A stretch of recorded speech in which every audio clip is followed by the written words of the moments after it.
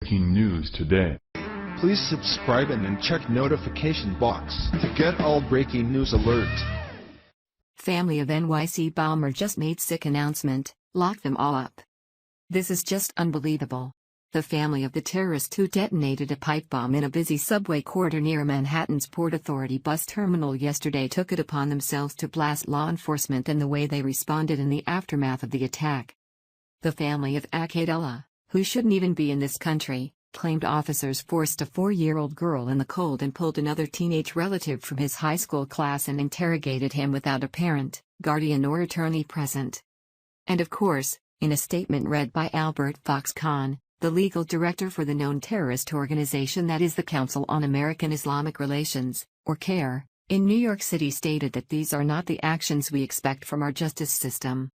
So let me get this straight, the family of this scumbag terrorist, instead of coming out and strongly condemning and disowning this religion of peace follower, come out and take our law enforcement officers to task for pulling out 2 kids from school who should have never even been in this country to begin with.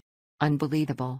Khan, your client tried to savagely kill and injure hundreds of people in a failed terrorist attack in New York City during rush hour, and you expect our justice system to protect the family of your scumbag client. Here is a wake-up call for you and all the rest of you who are on the terrorist side. President Barack Hussein Obama, who used to sympathize with scumbags like your client, isn't in office any longer. The world for people like you changed a year ago when Donald Trump was elected our president. The days where terrorists could kill infidels and turn around and play the victim card are now over. Khan, your client tried to savagely kill and injure hundreds of people in a failed terrorist attack in New York City during rush hour, and you expect our justice system to protect the family of your scumbag client. Here is a wake-up call for you and all the rest of you who are on the terrorist side. President Barack Hussein Obama, who used to sympathize with scumbags like your client, isn't in office any longer.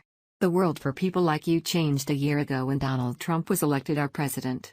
The days where terrorists could kill infidels and turn around and play the victim card are now over. His rush hour attack fizzled in a long walkway used by commuters moving between trains in the city's busiest subway station at Times Square.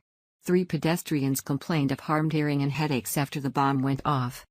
Ullah, 27, was expected to appear before a magistrate judge, though it was not immediately clear if he was well enough to go to court. During a search of his Brooklyn apartment, investigators recovered a passport with the words "Oh America, Die in Rage" scrawled in it, the complaint says. He hoped to terrorize as many people as possible with a bomb filled with metal screws that he believed would cause maximum damage, the complaint said. The complaint charged Ullah with providing material support to a terrorist group, use of a weapon of mass destruction, and 3 bomb-related counts. It was not immediately clear who would represent Ullah in court. A news conference was planned for later Tuesday. According to the complaint, Ullah started to become radicalized in 2014 and began researching how to build bomb after he had viewed pro-ISIS materials online, including a video instructing, in substance, that if supporters of ISIS were unable to travel overseas to join ISIS, they should carry out attacks in their homelands. Hours after Monday's explosion, Trump cited the background of the bomber in renewing his call for closer scrutiny of foreigners who come to the country and less immigration based on family ties. Ullah, who told investigators he wanted to retaliate for American action against Islamic State extremists, came to the U.S. from Bangladesh in 2011 on a visa available to certain relatives of U.S. citizens. Today's terror suspect entered our country through extended family chain migration, which is incompatible with national security, Trump said in a statement that called for various changes to the immigration system. Earlier, White House spokeswoman Sarah Huckabee Sanders said Trump's proposed policies could have prevented this. On his last visit to Bangladesh, the suspect mostly remained inside a small apartment in Dhaka's Hazaribagh area, said his uncle, Abdul Ahad. His nephew arrived in Bangladesh on September 8 and returned to New York on October 22, he said.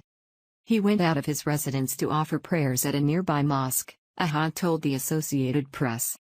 In a scenario New York had dreaded for years, Ullah strapped on a crude pipe bomb with Velcro and plastic ties, slipped unnoticed into the nation's busiest subway system and set off the device, authorities said.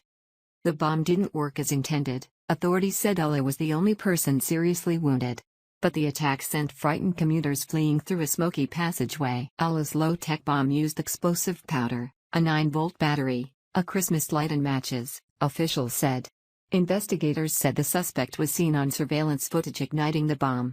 In the end, it wasn't powerful enough to turn the pipe into deadly shrapnel, the officials said. Law enforcement officials said Ullah looked at his propaganda online but is not known to have any direct contact with the militants and probably acted alone. The attack came less than 2 months after 8 people died near the World Trade Center in a truck attack that, authorities said, was carried out by an Uzbek immigrant who admired the Islamic State group. Ullah lived with his father, mother and brother in a Brooklyn neighborhood with a large Bangladeshi community, residents said. He was licensed to drive a livery cab between 2012 and 2015, but the license was allowed to lapse, according to law enforcement officials and New York City's Taxi and Limousine Commission. John Miller, NYPD's Deputy Commissioner for Counterterrorism, said Tuesday on CBS This Morning that Ullah didn't seem to have any obvious problems. He was living here, went through number of jobs, was not particularly struggling financially or had any known pressures, Miller said, adding Ullah was not on our radar at NYPD, not on the FBI radar.